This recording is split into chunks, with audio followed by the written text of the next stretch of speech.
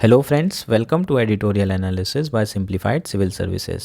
आज 24 जनवरी को टोटल 3 आर्टिकल डिस्कस करेंगे। फर्स्ट आर्टिकल जो डिस्कस किया जाएगा वो है the truth about India's booming toy export. India के जो टॉय इंडस्ट्री है उसका एक्सपोर्ट बहुत तेज़ी से बढ़ रहा है, उसके बारे में ये आर्टिकल है। प्री और मेंस आस्पेक्ट दोनों कवर करेंगे और रीज़न के बारे में समझेंगे कि किस तरीके से टॉय इंडस्ट्री में टर्न अराउंड हुआ है और इंडिया मेजर इंपोर्टर से एक्सपोर्टर बन गया है। ये सारी चीज़ें इस आर्टिकल में डिस्कस की जाएगी। नेक्स्ट आर्टिकल जो डिस्कस किया जाएगा वो है लिमिट्स एंड बॉर्डर्स। यह आर्टिकल इंटरनल सिक्योरिटी के पर्सपेक्टिव से काफ़ी इंपॉर्टेंट है।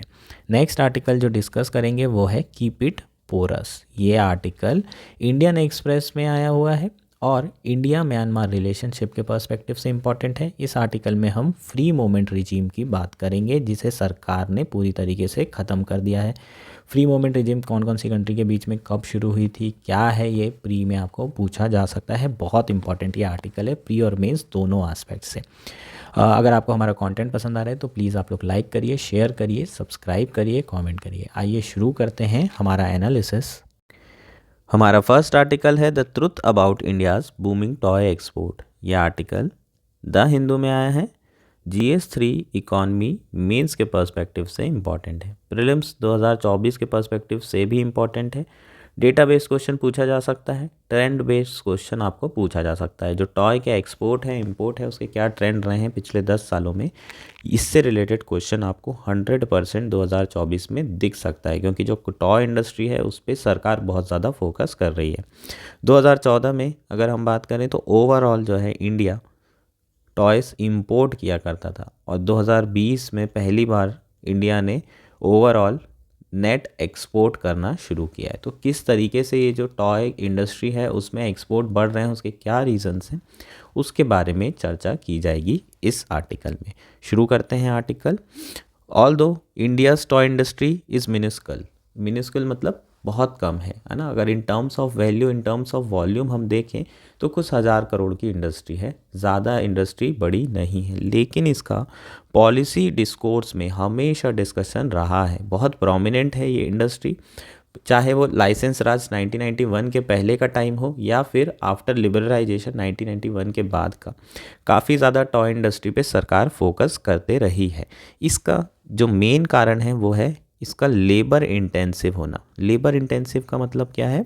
इसमें ज़्यादा से ज़्यादा लेबर को एम्प्लॉयमेंट मिलता है, कैपिटल उतना ज़्यादा नहीं लगती है। क्योंकि ये लेबर इंटेंसिव है, ज़्यादा एम्प्लॉयमेंट क्रिएट करती है, इसलिए सरकार जो है इस पर काफ़ी ज़्यादा फोकस करती है। जो on going make in India regime है उसके अंदर भी इस पर स्पेशल फोकस किया गया था। 2014 से 2022-23 के बीच में जो टॉय एक्सपोर्ट्स थे वो इंक्रीज़ हुए हैं 239%। 239 मतलब 2.3 टाइम्स एक्सपोर्ट जो है इंक्रीज़ हुए हैं और एक्सपोर्ट डिक्लाइन हुए हैं 52%, मतलब हाफ जो है, कितना जितना एक्सपोर्ट हो रहा इंपोर्ट हो रहा था उससे हाफ इंपोर्ट हो रहा है 2014 से 2022 के बीच में। इंडिया जो है नेट एक्सपोर्टर बन चुका है as per the reported recently publish. ठीक है, इसके बाद जो है सरकार के द्वारा स्टेट स्पॉन्सर्ड रिसर्च करवाई गई थी जिसके हिसाब से जो एक्सपोर्ट की सक्सेस है वो किसको दिया जा रहा है? मेक इन इंडिया इनिशिएटिव को दिया जा रहा है, जो कि 2014 अक्टूबर में शुरू किया गया था। जो हमारे ऑथर हैं इनके द्वारा भी रिसर्च की गई है और कोशिश की गई है कि क्या रीज़न है कि ये एक्सपोर्ट बढ़ा है, तो उसी के बारे में हम इस पर्टिकुलर आर्टिकल में बात करेंगे। एक बार स्टैटिस्टिक्स देख लेते हैं, डेटा देख लेते हैं, नेट एक्सपोर्ट कॉलम की तरफ देखते हैं। ठीक है, 2014-15 में नेट एक्सपोर्ट्स जो है 1438 करोड़ रुपए था नेगेटिव में। ठीक, तो नेट एक्सपोर्ट्स का फॉर्मूला क्या है? Total exports minus total imports. ठीक, अगर ये नंबर पॉजिटिव में आएगा तो टोटल इंडिया क्या कर रहा होगा? नेट एक्सपोर्ट कर रहा होगा। अगर नेगेटिव में आएगा तो नेट इंपोर्ट कर रहा होगा। समझ में आया? ओवरऑल क्या करेगा? इंपोर्ट। ये चीज़ जो है हम किस में कैलकुलेट कर रहे हैं? By value, not by volume, है ना। रुपीज़ मॉनेटरी टर्म्स में वैल्यू कैलकुलेट की जा रही है, तो हम बाय रुपी हम कैलकुलेट कर रहे हैं कि इंडिया नेट एक्सपोर्ट कर रहा है या फिर नेट इंपोर्ट कर रहा है। ठीक, तो 2014-15 के हिसाब से 1438 करोड़ माइनस में है तो नेट इंपोर्ट कर रहा होगा। उसके बाद 1555 करोड़ 2016 में हमारा नेट इंपोर्ट था। ठीक, तो अगर हम मार्क कर लें यहाँ पर 1438 ऊपर 1555, 1323, फिर 1317, फिर 1360, फिर 1055 और फिर 83 पॉजिटिव में, फिर और ऊपर मून तक और उसके बाद फिर नीचे 729। ठीक है, ये 83 से कम ही रहेगा, यहाँ 83 रहेगा, यहाँ पर कहीं 729 दिखाई देगा। ठीक है, तो हमारा जो ट्रेंड देखने को मिल रहा है वो है ना, बढ़ रहा है, घट रहा है, बढ़ रहा है, घट रहा है, ये चल रहा है। स्टेडली डिक्लाइन नहीं है, स्टेडली इंक्रीज भी नहीं है। ठीक है, ऊपर नीचे दोनों होता हुआ दिख रहा है। तो ट्रेंड समझ में आ गया क्या? ऐसे आपको क्वेश्चन आते हैं। ठीक, 2020-21 में 23 साल के गैप के बाद फर्स्ट टाइम जो है टॉय का एक्सपोर्ट पॉजिटिव में आया था। ठीक है, 2014-15 में नेगेटिव 1500 करोड़ में था और 2020-21 में पहली बार तो ओवरऑल ट्रेड बैलेंस क्या हुआ है, पॉजिटिव में आया है after a gap of 23 years. अब इसके रीज़न क्या हैं ये समझते हैं। ऑथर के हिसाब से केवल 2 ही रीज़न हो सकते हैं, फर्स्ट बीइंग प्रोटेक्शनिज्म और दूसरा क्या होगा, लेबर कैपेसिटी, लेबर प्रोडक्टिविटी को बढ़ाना और ओवरऑल कॉम्पिटिटिवनेस को बढ़ाना, जिसके कारण एक्सपोर्ट बढ़े हैं। तो पहली बात कर लेते हैं प्रोटेक्शनिज्म की। प्रोटेक्शनिज्म 2 तरीके से हम इंपोर्ट को क्या कर सकते हैं, कम कर सकते हैं, और एक्सपोर्ट उतना भी रहे जितना पहले है तब भी इंपोर्ट को कम करके हम ओवरऑल ट्रेड बैलेंस को पॉजिटिव में ला सकते हैं। ठीक है, तो अकेला प्रोटेक्शनिज्म भी काफ़ी है। ठीक, प्रोटेक्शनिज्म 2 तरीके से किया जा सकता है, टेरिफ बैरियर लगा के, नॉन टेरिफ बैरियर लगा के। टेरिफ बैरियर के अंदर हम क्या करते हैं, कस्टम ड्यूटी लगाते हैं, टैक्स लगा देते हैं।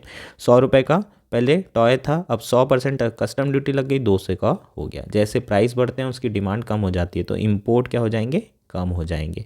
सिंपल है ना। अगर इंपोर्ट कम नहीं हो रहे, कस्टम टैरिफ लगाने के बाद भी, कस्टम ड्यूटी लगाने के बाद भी, तो इसका जो ट्रेड होगा वो क्या होगा, इनइलास्टिक ट्रेड कहलाएगा। ठीक है, नेक्स्ट अगर बात करते हैं नॉन टैरिफ बैरियर की, ये वो बैरियर होते हैं जो कि टैरिफ से रिलेटेड नहीं होते हैं, इसमें हम कोई टैक्स नहीं लगाते, लेकिन उसके बावजूद भी इंपोर्ट कम होते हैं। इसमें आप नॉन टैरिफ बैरियर में क्या कर सकते हैं, मान लीजिए आपने क्वालिटी कंट्रोल ऑर्डर निकाल दिया, एक सर्टेन क्वालिटी के टॉयज़ ही इंडिया में इंपोर्ट किए जाएंगे, तो ऐसे में क्या होगा, बहुत सारे ऐसे टॉयज़ होंगे जो उस क्वालिटी के नहीं होंगे, उन सबको रिजेक्ट कर दिया जाएगा। तो नॉन टैरिफ बैरियर के अंदर वो बैरियर क्रिएट किए जाते हैं जिससे इंडिया में इंपोर्ट कम हो सके, और उसमें एक एग्जांपल क्वालिटी कंट्रोल ऑर्डर हो जाएगा, जिसमें एक सर्टेन क्वालिटी के टॉयज़ ही इंडिया में आएंगे, तो उससे भी इंपोर्ट क्या होगा, कम हो जाएगा। इन दोनों तरीक़ों से इंपोर्ट कम हो गया, एक्सपोर्ट उतना ही है जितना पहले था, तब भी ओवरऑल हम लोग क्या हो सकता है, पॉजिटिव एक्सपोर्ट, ट्रेड बैलेंस हमारा पॉजिटिव आ सकता है, इंडिया नेट एक्सपोर्टर बन सकता है। तो पहला तरीका ये हो गया।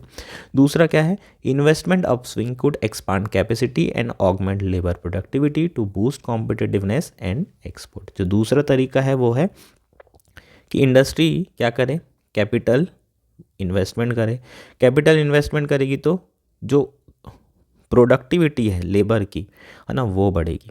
कैपिटल इन्वेस्टमेंट करेगी और लेबर जो है उतने ही रहेंगे, एक लेबर के पास ज़्यादा कैपिटल आ गई, कैपिटल इन्वेस्टमेंट हुआ तो ओवरऑल जो प्राइसेस होंगे इनपुट के वो हो जाएंगे कम। इकोनॉमिक ऑफ स्केल में प्रोडक्शन होगा, बल्क में प्रोडक्शन होगा, ओवरऑल कॉस्ट हो जाएगी कम। ओवरऑल कॉस्ट कम होगी तो कॉम्पिटिटिवनेस बढ़ेगी, और कॉस्ट कम हुई, कॉम्पिटिटिवनेस बढ़ी तो वर्ल्ड में एक्सपोर्ट बढ़ेंगे। तो दूसरा तरीका है क्या, कि लेबर प्रोडक्टिविटी को बढ़ाया जाए, ओवरऑल कॉम्पिटिटिवनेस को बढ़ाया जाए और ओवरऑल कैपिटल प्रोडक्टिविटी को भी बढ़ाया जाए, उसके लिए हमें इन्वेस्टमेंट करने की ज़रूरत पड़ती है। ठीक, अब बात करते हैं सरकार ने क्या किया है। In February 2020 custom duty on toys was tripled from 20% to 60%, है ना। कस्टम ड्यूटी ऑन टॉयज जो है लगभग 60% थी। ठीक, on since January 2021 non tariff barrier namely quality control order and mandatory sample testing of each import consignment for impose restricting imports. तो सरकार ने प्रोटेक्शनिज्म तो अपनाया है, कस्टम ड्यूटी 60% कर दी और नॉन टैरिफ बैरियर भी लगा दिया, क्वालिटी कंट्रोल ऑर्डर भी ले आया जिसमें सैंपल टेस्टिंग बहुत ज़्यादा ज़रूरी थी। Hence 2020-21 imports fell and the net export turn positive. 2020 में और 21 में जो हमें 83 करोड़ का पॉजिटिव ट्रेड बैलेंस दिख रहा है, उसका मेन रीज़न क्या है, प्रोटेक्शनिज्म है।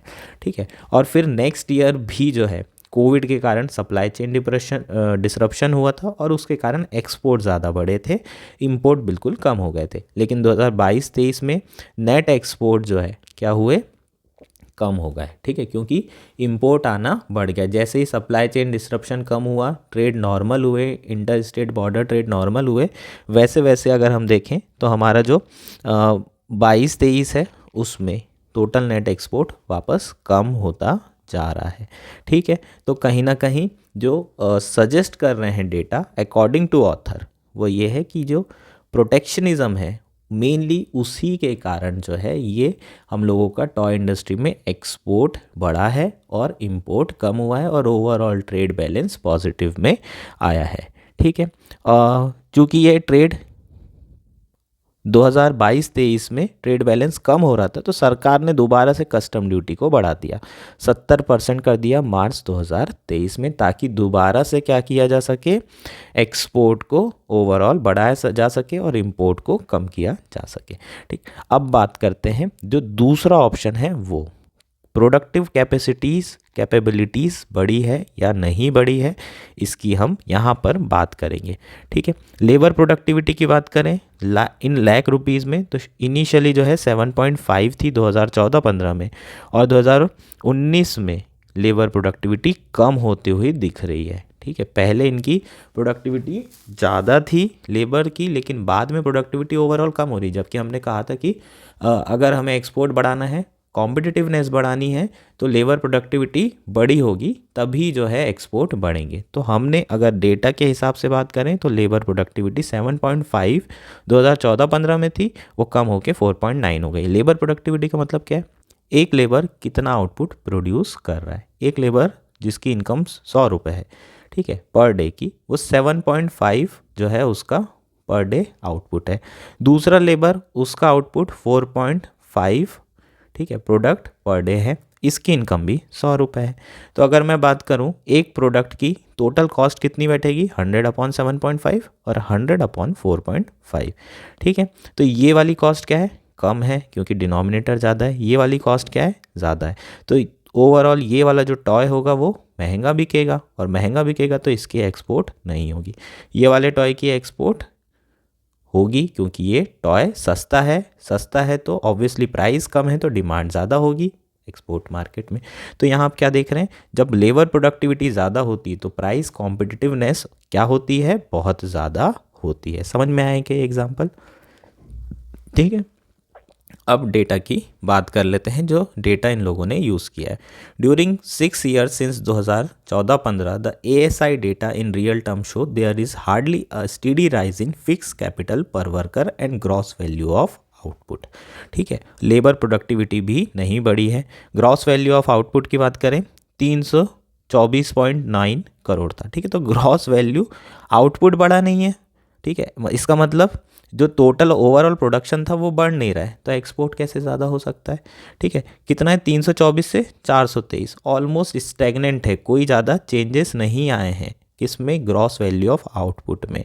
और नेक्स्ट जो हमारा टर्म है फिक्स्ड कैपिटल वर्कर, ठीक है। फिक्स कैपिटल वर्कर, ठीक है, एक वर्कर को कितनी कैपिटल दी जा रही है फिक्स, उसको है ना कंट्रोल करने के लिए, तो वो जो डेटा है वो 2.4 था और अभी भी 2.4 है। मतलब कोई प्रोडक्टिविटी नहीं बढ़ती हुई दिख रही है, कोई इन्वेस्टमेंट कैपिटल में नहीं हुआ है। पहले एक मशीन चला रहा था एक आदमी, अभी भी एक ही मशीन चला रहा है। पहले 2.4 मशीन चला रहा था एक पर्सन, अभी भी 2.4 मशीन चला रहा है, कोई इन्वेस्टमेंट नहीं हुआ है। तो ये डेटा क्लियरली क्या शो कर रहा है कि ये जितना भी एक्सपोर्ट हो रहा है ना, जो ट्रेड बैलेंस पॉजिटिव में आया है, जिसे मेक इन इंडिया की सक्सेस बताया जा रहा है, ये सब कुछ फ्लॉड है, ये सब कुछ फेलियर है, बकवास है। ऐसा इसलिए है क्योंकि ये सारी चीज़ें प्रोटेक्शनिज्म से की जा रही है, एक्सपोर्ट बढ़ाया नहीं जा रहा है, कॉम्पिटिटिवनेस बढ़ाई नहीं जा रही है, प्रोडक्टिविटी बढ़ाई नहीं जा रही है, और जितना जो भी किया जा रहा है वो इम्पोर्ट घटाने के लिए किया जा रहा है। नाउ गवर्नमेंट बोल सकती है कि प्रोटेक्शनिज्म लिमिटेड पीरियड के लिए काफ़ी अच्छा होता है ना। इन्फेंट इंडस्ट्री आर्गूमेंट भी सरकार दे सकती है, बिल्कुल दे सकती है। इन्फेंट इंडस्ट्री आर्गूमेंट होता क्या है ना, ये आपको पता होगा, नहीं पता है तो मैं आपको समझा देता हूँ।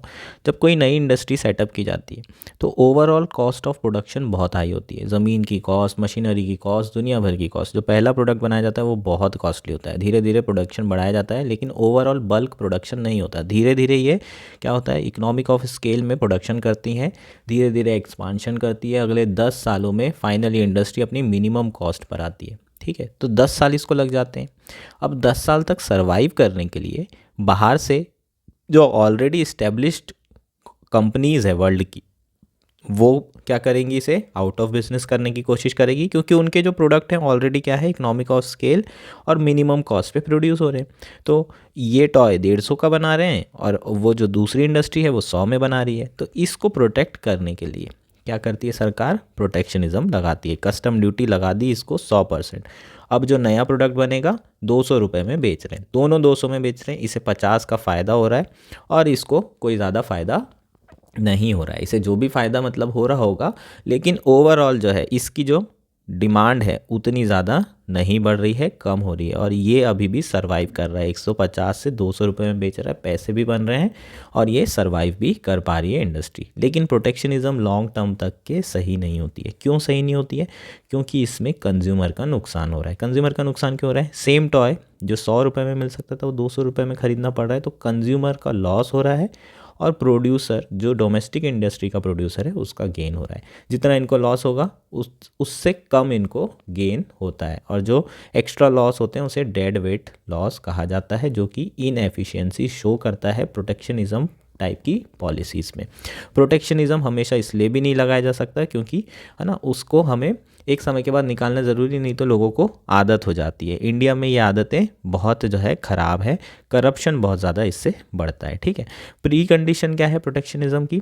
उसके साथ कई सारी पॉलिसीज़ भी हमें इम्प्लीमेंट करनी होती है। फॉर एग्जांपल सरकार को इन्वेस्टमेंट पॉलिसी प्रॉपर लाने की ज़रूरत होती है, लोकलाइजेशन करने में फोकस करने की ज़रूरत होती है, cluster specific public infrastructure develop करने में भी ये सारी चीज़ें भी सरकार को करने की ज़रूरत होती है, ताकि जो है डोमेस्टिक इंडस्ट्री की कैपेबिलिटी बढ़ाई जा सके, ताकि वो फॉरेन इंडस्ट्री या इंटरनेशनल कंपटीशन से जो है डील कर सके। ठीक है, तो ये सारी क्या है, प्रोटेक्शनिज्म के साथ करने की चीज़ें हैं। अगर ये सारी चीज़ें नहीं की जाती तो जो डोमेस्टिक इंडस्ट्री है वो इतने प्रोटेक्शन का फ़ायदा उठाते हैं, कभी एफिशिएंट नहीं बन पाते हमेशा जो है उतना ही प्रोडक्शन करते हैं जितना 150 रुपये में हो रहा है, कभी 100 रुपये तक नहीं पहुंच पाते, एफिशिएंसी नहीं बढ़ती है और उनको इसकी आदत हो जाती है। 50 रुपये का प्रॉफिट हो रहा है, बढ़िया चल रहा है ज़िंदगी। तो ये सारी चीज़ें अपने डोमेस्टिक इंडस्ट्री में देखने को मिलती है, और फिर सरकार जो है बोलती है कि हम प्रोटेक्शनिज्म हटा रहे हैं, तो रोने लग जाते हैं, फिर प्रोटेस्ट करने लग जाते हैं, बोलते हैं कि अभी इन्फेंट इंडस्ट्री को ज़रूरत है, सरकार को ऐसा नहीं करना चाहिए,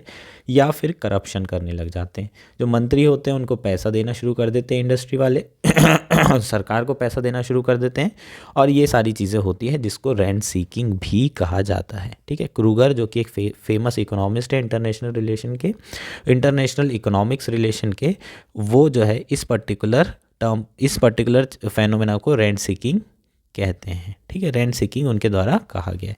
ठीक है, तो इंडिया के पास ऐसे बहुत सारे एग्जाम्पल हैं इस तरह के पॉलिसी फेलियर्स के प्रोटेक्शनिज्म के कारण। होपफुली ये आर्टिकल आपको समझ में आ गया होगा। तो इंडिया को अगर अपना जो एक्सपोर्ट है रियल में बढ़ाना है तो इंडिया को ये सारी चीज़ें भी प्रोटेक्शनिज्म के साथ करनी होगी, ताकि एक्चुअल में लेबर प्रोडक्टिविटी बढ़े, ओवरऑल ग्रॉस प्रोडक्शन बढ़े, और overall export in terms of volume भी बढ़े और इन टर्म्स ऑफ वैल्यू भी बढ़े। ठीक है, तो ओवरऑल सक्सेस फिर एक्चुअल में मेक इन इंडिया की सक्सेस मानी जा सकती है। ये हमारा आर्टिकल था। होपफुली ये आर्टिकल आपको क्लियर हो गया होगा। नेक्स्ट आर्टिकल है लिमिट्स एंड बॉर्डर्स। ये आर्टिकल द हिंदू में आया है। GS3 इंटरनल सिक्योरिटी मीन्स के पर्सपेक्टिव से काफ़ी इम्पॉर्टेंट है, प्री के पर्सपेक्टिव से भी इम्पॉर्टेंट है। गवर्नमेंट ऑफ इंडिया के द्वारा 2021 में एक गाइडलाइन निकाली गई थी BSF के लिए। इस गाइडलाइन के हिसाब से जो BSF है उसका ज्यूरिसडिक्शन जितनी भी इंटरनेशनल बॉर्डर है, जितने भी इंटरनेशनल बॉर्डर स्टेट है, उसमें 50 किलोमीटर फ्रॉम बॉर्डर तक कर दिया गया था। पहले ये 15 किलोमीटर हुआ करता था और ये ज्यूरिसडिक्शन बढ़ा करके 50 किलोमीटर तक कर दिया गया है। क्या किया गया है? बेसिकली इंटरनेशनल बॉर्डर पे ही जनरली BSF के जो जवान होते हैं उन्हें क्या किया जाता है, रखा जाता है। कौन सी इंटरनेशनल बॉर्डर पे हैं ये? पाकिस्तान और बांग्लादेश। ठीक है, अब इस इंटरनेशनल बॉर्डर पे जितने भी स्टेट होंगे वहाँ से अंदर तक 50 किलोमीटर तक का जो ज्यूरिसडिक्शन होगा, ठीक है, लॉ एंड ऑर्डर कंट्रोल करने का, वो किसके पास होगा? According to this circulation BSF जवानों के पास होगा। जो स्टेट्स हैं यहाँ पर जैसे गुजरात, राजस्थान, पंजाब, ये लोगों का कहना है कि इस तरीके से जो चीज़ें की जा रही है उससे हमारी जो लॉ एंड ऑर्डर की पावर है उसको अंडरमाइन किया जा रहा है, लॉ ऑफ फेडरलिज्म को अंडरमाइन किया जा रहा है। और इसी कारण से, इसी 2021 के सर्कुलर के कारण से पंजाब की जो गवर्नमेंट है वो सुप्रीम कोर्ट गई है अंडर आर्टिकल 131। 131 आर्टिकल के बारे में हम ऑलरेडी जानते हैं, जिसमें स्टेट और सेंटर के बीच में अगर कोई भी इशू आता है तो उसे हम 131 आर्टिकल के अंदर क्या कर सकते हैं, सुप्रीम कोर्ट में चैलेंज कर सकते हैं। सुप्रीम कोर्ट का इस विषय में एक्सक्लूसिव और ओरिजिनल जुरिस्डिक्शन होता है। इसका मतलब हाई कोर्ट के पास सेंटर या स्टेट नहीं जा सकता in case of dispute between centre and state state and state, है ना। सेंट्रल और यूटी के बीच में कोई डिस्प्यूट हो सकता है क्या? नहीं हो सकता है। ठीक है, क्यों नहीं हो सकता? क्योंकि सेंटर गवर्नमेंट ही यूटी को कंट्रोल करती है, एडमिनिस्टर करती है। तो इन चीज़ों का ध्यान रखेंगे, प्रीलिम्स में ऐसे घुमाने वाले क्वेश्चन आ जाते हैं। ठीक है, और स्टेटमेंट क्या हो जाता है, गलत हो जाता है। पंजाब गवर्नमेंट सुप्रीम कोर्ट गई है इसी में, और उन्होंने क्लेम किया है कि ये भैया लॉ ऑफ जो प्रिंसिपल ऑफ फेडरलिज्म है उसके ये अगेंस्ट है। ठीक है, जो सरकार की, केंद्र सरकार की जो 2021 का सर्कुलर था उसके हिसाब से जो जुरिस्डिक्शन है वो कितना बढ़ा दिया गया था, 15 किलोमीटर से 50 किलोमीटर बॉर्डर से, है ना, अंदर तक के, स्टेट के अंदर तक। ये 15 किलोमीटर था, इसे 50 किलोमीटर कर दिया। कौन कौन से स्टेट में किया था? पंजाब में, वेस्ट बंगाल में, असम में। गुजरात में इसे रिड्यूस किया गया था 80 किलोमीटर से 50, सभी में जो है 50 किलोमीटर कर दिया है, सारे स्टेट में, है ना, यूनिफॉर्मिटी लेकर आ गए हैं। राजस्थान में ऑलरेडी 50 किलोमीटर था जिसे चेंज नहीं किया गया है। बेसिकली ये किया क्यों गया है?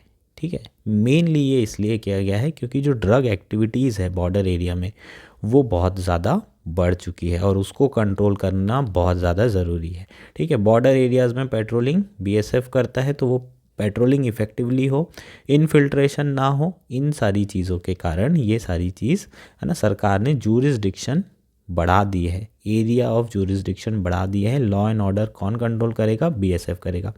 कई बार क्या होता है, जो जनरली लोकल के लोग इन्वॉल्व होते हैं ड्रग ट्रेड में, वो लोग, है ना, ये 15 किलोमीटर रेंज से बाहर निकल जाते हैं तो छूट जाते हैं, बच जाते हैं, लोकल प्रशासन के अंदर आ जाते हैं, तो ऐसे में दिक्कत आती है। ठीक है, अगर हम रीज़न की बात करें तो दो प्रोमिनेंट रीज़न है, एक तो ड्रग ट्रैफिकिंग और दूसरा ह्यूमन ट्रैफिकिंग, और नेक्स्ट जो इम्पॉर्टेंट रीज़न है वो है इनफिल्ट्रेशन। ठीक है, बाजू वाली स्पेशली पाकिस्तान की बॉर्डर से इनफिल्ट्रेशन का चांसेस बहुत ज़्यादा होता है ना, आतंकवादी लोग घुस सकते हैं हमारी बॉर्डर से, तो बीएसएफ को ये जुरिस्डिक्शन देना बहुत ज़्यादा ज़रूरी है। इसके अलावा जो ड्रोन टेक्नोलॉजी आ रही है उसके थ्रू भी स्पाइंग की जा रही है, इसलिए बीएसएफ को ये जुरिस्डिक्शन दिया गया है। ठीक है, 50 किलोमीटर का जुरिस्डिक्शन मेनली ये ड्रोन स्पाइंग के कारण ही दिया गया है। ये मेन और प्रोमिनेंट रीजंस हैं, है ना। बाकी टेरेन अच्छा नहीं है, ऑब्वियसली रफ टेरेन है, फॉरेस्ट एरियाज़ है, रिवर्स है, तो इन्फिल्ट्रेशन तो बढ़ ही सकता है, स्पेशली पाकिस्तान वाली बॉर्डर से। तो ये इसके क्या हो जाएंगे, प्रोमिनेंट रीजंस हो जाएंगे। तो स्टेट गवर्नमेंट को इसको लॉ फेडरलिज्म के अगेंस्ट नहीं देखना चाहिए। हालांकि अगर कॉन्स्टिट्यूशन की बात करें तो law and order, public order काय में आता है, स्टेट लिस्ट में ही आता है, और ये सब किसकी जिम्मेदारी होती है? पुलिस वालों की जिम्मेदारी होती है। हम बीएसएफ की बात करें तो बीएसएफ जनरली क्या करते हैं, सीजर और अरेस्ट करते हैं, सर्चेस करते हैं, और अरेस्ट करने के बाद इन्वेस्टिगेशन के लिए जो भी पर्सन होता है उनको पुलिस वालों को सौंप दिया जाता है। तो अगर हम देखें तो पावर ज़रूर जो है जुरिस्डिक्शन बड़ा है, लेकिन पुलिस वालों का, है ना, जो पावर है वो उतनी ज़्यादा कम भी नहीं हुई है। ठीक है, अभी भी उनको इन्वेस्टिगेट और प्रोसिक्यूट करने के अधिकार हैं 50 किलोमीटर एरिया में भी। ठीक है, तो कहीं ना कहीं ये बैलेंस बनाना बहुत ज़्यादा ज़रूरी है। बीएसएफ को पुलिस के साथ काम करने की, साथ में कोऑर्डिनेशन के साथ काम करने की ज़रूरत है बॉर्डर एरियाज़ में, ताकि ड्रग ट्रैफिकिंग को रोका जा सके, इनफिल्ट्रेशन को रोका जा सके और इंटरनल सिक्योरिटी को रोबस्ट किया जा सके। ठीक है, जो स्पाइंग हो रही है ड्रोन के द्वारा, इन सारी चीज़ को कंट्रोल करने के लिए भी जुरिस्डिक्शन जो है यूनिफॉर्म कर दिया गया है, 50 किलोमीटर का जुरिस्डिक्शन कर दिया गया है।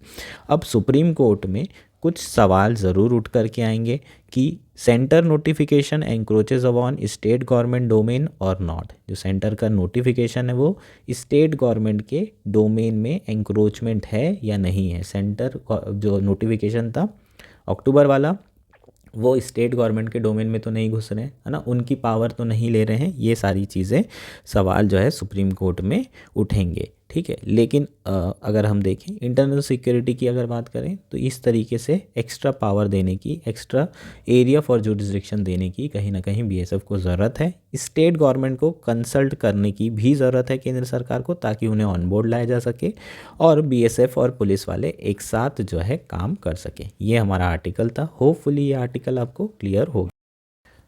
हमारा लास्ट आर्टिकल है कीप इट पोरस। यह आर्टिकल इंडियन एक्सप्रेस में आया है। GS2 IR मेंस के पर्सपेक्टिव से इम्पॉर्टेंट है, इंडो म्यांमार रिलेशनशिप के पर्सपेक्टिव से काफ़ी इम्पॉर्टेंट है, प्रीलिम्स के पर्सपेक्टिव से भी बहुत इंपॉर्टेंट है। फ्री मूवमेंट रिजीम के बारे में आपको क्वेश्चन डायरेक्टली पूछा जा सकता है प्री में 2024 में। इसके अलावा इंटरनल सिक्योरिटी GS3 के पर्सपेक्टिव से भी इम्पॉर्टेंट है। नॉर्थ ईस्ट में क्या जो है इश्यूज़ हो सकते हैं, रिसेंटली म्यांमार में जो चीज़ें चल रही हैं, जो हालात वहाँ पर बने हैं, जो कूप हुआ है, मिलिट्री के द्वारा पावर सीज की गई है, उसके कारण क्या क्या इश्यूज़ आ रहे हैं, जिसके डायरेक्ट इम्पैक्ट किस पे पड़ सकते हैं, नॉर्थ ईस्ट पे, और उसके क्या इंप्लीकेशन होंगे नॉर्थ ईस्ट की इंटरनल सिक्योरिटी पे। ऐसा क्वेश्चन भी आपको मेंस में आ सकता है। तो इन सारी चीज़ों पे हम इस आर्टिकल में बात करेंगे।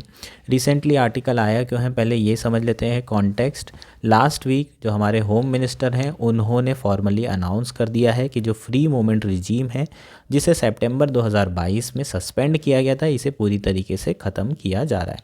इस आर्टिकल में बात की गई है कि इसे ख़त्म क्यों नहीं किया जाना चाहिए और अपने डिसीज़न को सरकार को रीथिंक करना चाहिए, जिसकी बॉर्डर कितने किलोमीटर की है म्यांमार से, 1643 किलोमीटर। अगर स्टैटिक चीज़ों की बात करें तो 4 ऐसे स्टेट हैं जो कि म्यांमार बॉर्डर से टच करते हैं। कौन कौन से हैं? मणिपुर, मिज़ोरम, नागालैंड और फोर्थ है अरुणाचल प्रदेश। ठीक है, ये 4 स्टेट आपको पता होना चाहिए। प्रीलिम्स में ऐसे फालतू के क्वेश्चन पूछ लेते हैं कई बार और फिर बनते नहीं हैं अपने से। ठीक है, तो ये चीज़ें आ सकती है और बेसिकली आर्टिकल में रीथिंक करने के लिए कहा जा रहा है। FMR क्या है ये समझ लेते हैं। प्रीलिम्स पर्सपेक्टिव पहले कवर करते हैं, जिसे सस्पेंड किया गया था सितंबर में और अब ख़त्म कर दिया है। FMR रिजीम के अंदर, फ्री मूवमेंट रिजीम के अंदर बेसिकली वीज़ा फ़ी ट्रैवल कर सकते हैं दोनों तरफ के ट्राइबल लोग। कितने दूर तक ट्रैवल कर सकते हैं? 16 किलोमीटर की रेंज में ट्रैवल कर सकते हैं। मस्त जो है, यहाँ से गए, घूमे फिरे, 1 हफ्ते की विज़िट किए, 1 ही हफ्ते रह सकते हैं एक बार विज़िट करके, एक बार की विज़िट में, और फिर वापस इंडिया आ गए। कोई वीज़ा की ज़रूरत नहीं है। ये फ्री मूवमेंट रिजीम क्यों लाया गया? क्योंकि यहाँ के जो ट्राइबल हैं, है ना, इंडिया के और म्यांमार के दोनों के, है ना, संबंध हैं। किसी के चाचा, ताऊ, भाऊ, भतीजा दूसरी बॉर्डर साइड में रह रहा है। अब बॉर्डर तो बाद में बनी, लोग तो ज़माने से रह रहे हैं, तो ऑब्वियसली एक बॉर्डर के कारण इतने ज़्यादा दिक्कतें ना आएँ, इसलिए ये फ्री मूवमेंट रिजीम क्या की गई है, डेवलप की गई थी और इसे इम्प्लीमेंट किया जा रहा था 2018 से, और अब इसे पूरी तरीके से ख़त्म कर दिया गया है। ठीक है, एक पास बनाना होता है जो कि 1 साल में एक बार बनता है और इस पास का यूज़ करके लोग ट्रैवल कर सकते हैं विदाउट एनी वीज़ा। ठीक, तो जनरली जो ट्राइब है जिनके यहाँ रिश्तेदार हैं वो है कुकी ज़ोमी ट्राइब, और इनके यहाँ पर रिश्तेदार देखने को मिल रहे हैं। स्पेशली मिज़ोरम में ये कुकी ज़ोमी ट्राइब है, जो कि वहाँ के ट्राइबल लोग जनरली यहाँ पर विज़िट किया करते हैं। दोनों साइड से लोग आ सकते हैं, विज़िट कर सकते हैं। अब वहाँ के हालात की बात करते हैं जिसके बैकड्रॉप में ये डिसीज़न लिया है।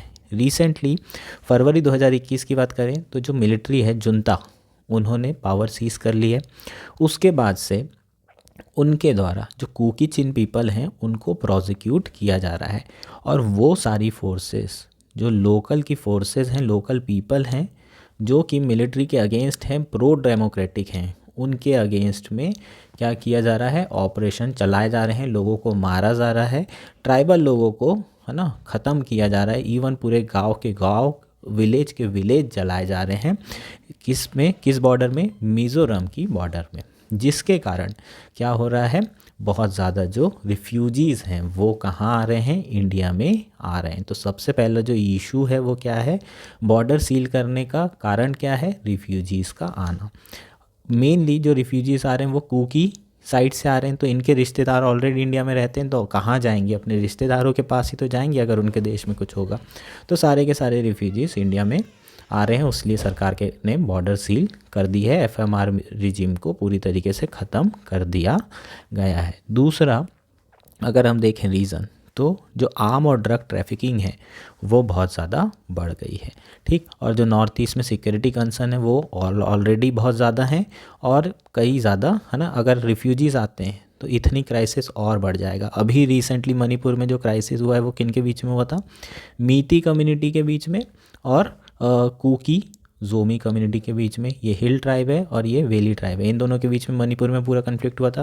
अब ट्राइबल लोग अगर वहाँ फिर से आने लगे, कहाँ से?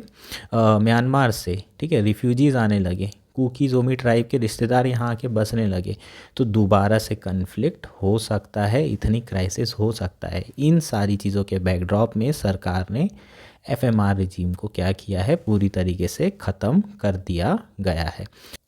लेकिन बॉर्डर सील करने से कॉम्प्लिकेशन और ज़्यादा बढ़ सकते हैं नॉर्थ ईस्ट में। ऑलरेडी P2P रिलेशन ख़राब हो ही चुके हैं, दोनों तरफ के ट्राइबल एरियाज़ के लोग खफा हैं ही इंडिया की सरकारों से। और अगर इस तरीके से बॉर्डर जो फ्री मूवमेंट रिजीम है उसे ख़त्म कर दिया जाता है तो ऑल इथनी क्राइसिस और बढ़ सकते हैं, लोग और ज़्यादा वायलेंस कर सकते हैं। ये एक बहुत बड़ा इशू हो सकता है अगर बॉर्डर सील की जाती है तो, ठीक। दूसरा, इंडिया के जो रिलेशन है म्यांमार से वो भी और ज़्यादा ख़राब हो सकते हैं। ऑलरेडी चाइना के साथ बहुत करीब आ चुका है, स्पेशली जब भी जुनता मिलिट्री की सरकार आती है, जब भी वो पावर सीज करते हैं तो चाइना के साथ रिलेशन बहुत अच्छे हो जाते हैं। हालांकि इंडिया ने किसी भी तरीके से क्रिटिसाइज़ नहीं किया है इस बार यहाँ पर जो कूप हुआ है उसको, लेकिन इंडिया ने ये ज़रूर कहा है कि नॉर्मलाइज़ करने की ज़रूरत है रिलेशनशिप को भी, और डेमोक्रेसी को वापस लाने की ज़रूरत है। लेकिन ओवरऑल अगर देखें तो इंडिया का जुनता मिलिट्री पे कोई कंट्रोल होता हुआ नहीं दिख रहा है। लास्ट जो है हमारे जो एक्सटर्नल मिनिस्टर है उनका जो स्टेटमेंट था कि बहुत ज़्यादा हालात ख़राब हैं म्यांमार में, और स्थिति नॉर्थ ईस्ट में भी ख़राब हो सकती है, और इसके लिए सरकार जो डिसीज़न ले सकती है वो ले रही है। लेकिन ओवरऑल जो है अगर मिलिट्री की बात करें तो उसमें इंडिया का इन्फ्लुएंस, म्यांमार जो जुनता मिलिट्री है उसमें इंडिया का इन्फ्लुएंस बहुत ज़्यादा दिखाई नहीं दे रहा है, और वो इस तरीके के परसिक्यूशन को नहीं रोक पा रही है, इन्फ्लक्स ऑफ रिफ्यूजीज़ को नहीं रोक पा रही है। तो सरकार को जो है एंगेजमेंट करने की ज़रूरत है मिलिट्री के साथ, और कोशिश करने की ज़रूरत है कि बॉर्डर को पोरस ही रखा जाए, P2P कनेक्ट बना के रखा जाए। अदरवाइज़ और भी जो है कन्फ्लिक्ट इंडिया में नॉर्थ ईस्ट एरिया में हो सकते हैं, और म्यांमार के साथ जो रिलेशन है वो भी और डिटोरिएट हो सकते हैं। तो ये सारी चीज़ों पे सरकार को फोकस करने की ज़रूरत है, ऐसा इस आर्टिकल में दिया हुआ है। होपफुली ये सारी चीज़ें आपको क्लियर हो गई होगी। ये हमारा लास्ट आर्टिकल था। Thank you and that's it for today.